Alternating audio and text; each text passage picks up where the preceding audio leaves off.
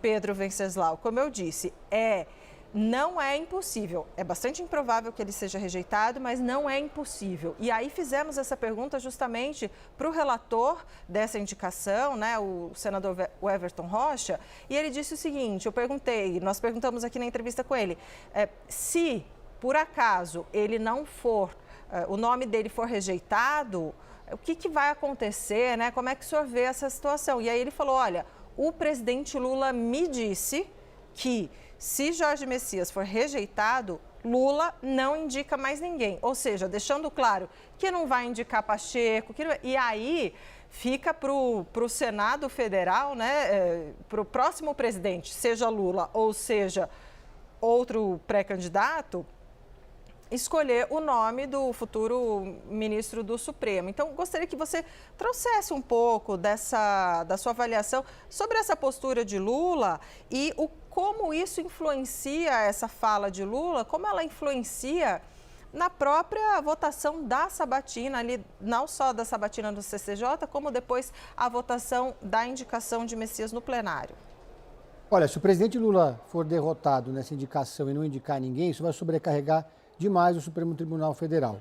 O que torna essa votação ainda uma incógnita, e o governo, apesar de otimista, sabe disso, é a imprevisibilidade do papel de Davi Alcolumbre.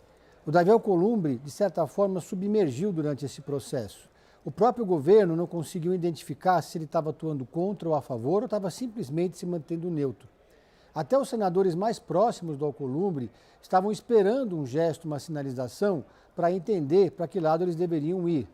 O Davi Alcolumbre fez um gesto para o governo ao pautar essa sabatina dentro de um prazo factível, de forma célere. Ele poderia ter sentado em cima, feito como aconteceu com o André Mendonça, empurrado essa sabatina para depois da eleição, podia ter empurrado essa sabatina para próximo ali do recesso parlamentar, onde ela seria esvaziada, mas não. Agora, dito isso, isso não significa que ele tenha trabalhado para conseguir votos, que ele tenha conversado com os senadores. Houve aquele encontro que aconteceu numa confraternização por acaso, se não me engano, na residência do Zanin, e nesse encontro eles se encontraram e conversaram rapidamente, nada marcado, nada protocolar, mas isso vazou para a imprensa e teria irritado o Davi Alcolumbre, que teria se sentido de alguma forma pressionado pelo governo. O fato é que nesse momento, então, se o Davi Alcolumbre, ainda durante a votação, fizer algum gesto contra ou a favor, esse gesto vai ser muito importante e pode mudar com a relação de forças que está estabelecida hoje. Se ele permaneceu neutro e continuar neutro, isso vai deixar o governo trabalhando com mais tranquilidade, mas ainda assim deixa também uma margem para a oposição criar uma barreira de contenção para mudar esse jogo. De fato, se acontecer do governo ser derrotado, é algo histórico. A palavra histórica cabe, porque a última vez que o governo foi derrotado numa indicação para o ministro do Supremo Tribunal Federal foi em 1894, com o Floriano Peixoto, que numa época em que os ministros do Supremo não necessariamente precisavam de notório saber jurídico. Tinham até médicos que eram indicados. O médico do Floriano Peixoto é que foi vetado pelo Senado naquele momento.